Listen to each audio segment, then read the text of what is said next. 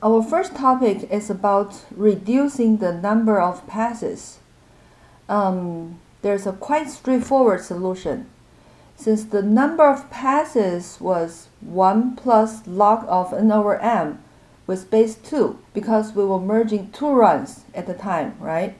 So if we do k-way merge, it should be faster, right? So for example, again, we have like 13 numbers and can generate 5 runs. During the first pass, let's distribute them onto 3 tapes.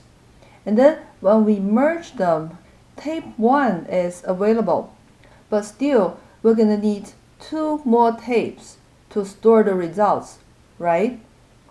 So we can use a min heap to merge the 3 numbers, right? We just load 3 numbers from each tape and generate a min heap and output the smallest number onto the first tape. Okay, so the head on this tape will move 1 unit to the left. Okay, and we're going to read 81 into the main memory and update this min heap. And the next output 12. 12 is here, so we move the head of tape 3 and upload 35. And then output 17 and input 28, and so on and so forth. So next we're going to output 28 and input 99 and output 35 and input 96, output 81 and input 94, and we have reached the end of the 3 runs. So we begin to output 94, 96, and finally 99, and we are done with this run. Okay, and next we're supposed to merge these 2 runs onto, not onto tape 1, but onto the 5th tape, right? Well, although in this case we only have 2 runs left, but in general there could be more runs. So in general, still we're going to need another tape, tape 6, to continue. So the total number of passes would be what? It would be 1 plus the log of n over m with base k.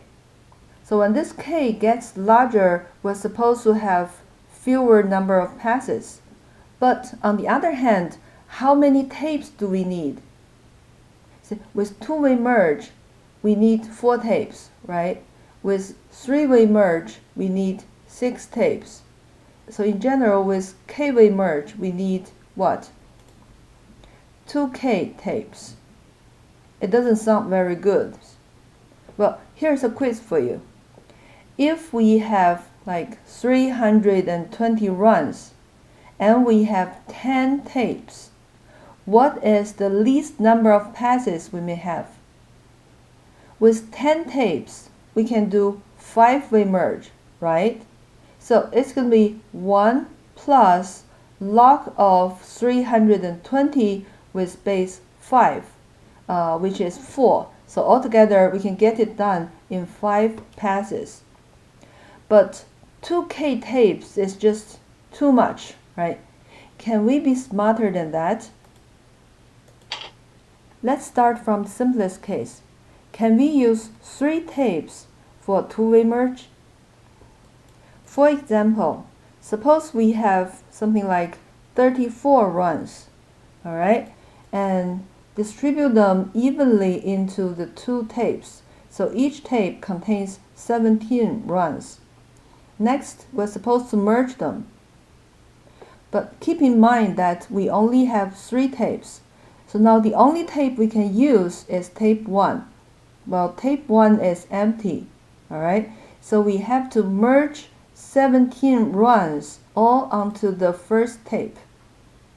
But if all the runs are on the same tape, merge sort is not going to work because we only have 1 head for each tape, right? So we cannot let the head point to this one and take this one and then jump to some other position and check this one and jumping back and forth. That is not allowed. In order to do the next merge, we're going to have to copy some of the runs onto the second tape. Because after merging, tape 2 and tape 3 are both available. So let's copy some of them onto the second tape. And now we are ready to make the next merge. But the problem here is that we're going to have to copy about half of the elements onto the next tape. And that copy is quite expensive. And the smarter solution is this. Let's split unevenly, not 17 plus 17, but 21 plus 13. So during the first pass, when we generate the runs, let's copy 21 runs onto the second tape and 13 runs onto the third tape. And then let's try to merge them onto the first tape. What's going to happen? We're going to merge the first 13 runs onto the first tape. Alright? So at this point, tape 3 will be empty, while we still have 8 runs left on the second tape. So when tape 3 is empty, we can continue merging these two tapes onto the third tape. Right? So next, what's going to happen? We're going to merge the next 8 runs onto tape 3. So tape 2 is now empty and we have 5 runs left on the first tape. Okay, you know how to continue, right? So next, we're going to merge 5 runs onto the second tape. And there are going to be 3 runs left on tape 3 and tape 1 is available. Now continue to merge 3 runs onto tape 1. And there are going to be 2 runs left on the second tape and tape 3 is available. Now continue to merge 2 runs onto tape 3 and there will be 1 run left on tape 1. Alright, and finally 1 run on tape 2 and 1 run left on tape 3. Now merge them and we obtain 1 sorted run on tape 1. So with the first simple solution, we're going to need 1 pass to generate those runs and 6 passes plus 5 copies to finally sort everything. And with the smarter solution, we're going to need 1 pass for generating the runs plus 7 passes to finally sort them. So it looks like we need 1 more pass to solve the problem. However, we save the time for these 5 copies, which is much more expensive than the extra 1 pass. So the next question is it a random decision to split it in this way? And here comes the discussion topic. What will happen if we distribute 22 runs on tape 2 and 12 runs on tape 3? What's going to happen? As you can see, this splitting doesn't work. In the last step, we're going to have to copy 1 run, right? So how can we make it work? Let's think in the reversed order. If it works, suppose we have 3 tapes here, right? If it works, before the last merge, the situation must be that we have 1 run on each of the 2 tapes, right? Let's pick up any 2 of them. So if the whole thing works without any copy, this must be the situation we have for the last merge, right?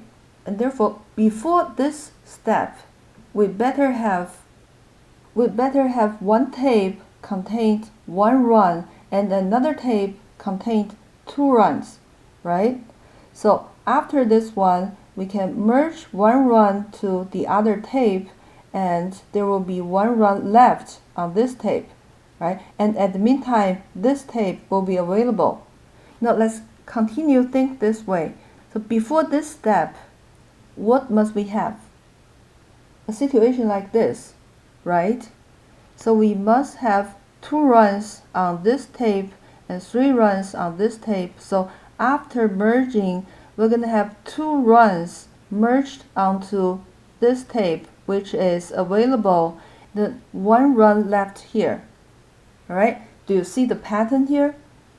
If it's not clear, let's try one more step. So we better have one tape containing 3 runs and the other one contains 2 plus 3, that's 5 runs. And one more step further, we're supposed to have 5 runs here and 5 plus 3, that's 8 runs on this tape. So what are these numbers? Do they look familiar to you? They are the Fibonacci numbers, right? So we start from 1 and 1, then generate 2, and then 2 plus 1 gets 3, and 2 plus 3 gets 5, and 3 plus 5 gets 8, and so on and so forth. So here we have this conclusion. If the number of runs is the nth Fibonacci number, then the best way to distribute them is to split them into the n minus first and the n minus second Fibonacci numbers. And for K-way merge, it's also related to the Fibonacci sequence, but not that straightforward. It's called the case-ordered Fibonacci sequence. And this is called polyphase merge, and it requires k plus 1 tapes only. Well, one trivial question is, what if the initial number of runs is not a Fibonacci number? Take it easy, there's no big deal. Let's just pretend that it is a Fibonacci number. What does it mean? It means that we can add some dummy runs to get the closest Fibonacci number and then split, and that would do. About the K-way merge, I found the original paper that discussed this K-way merge in detail, so if you're interested, just take a look.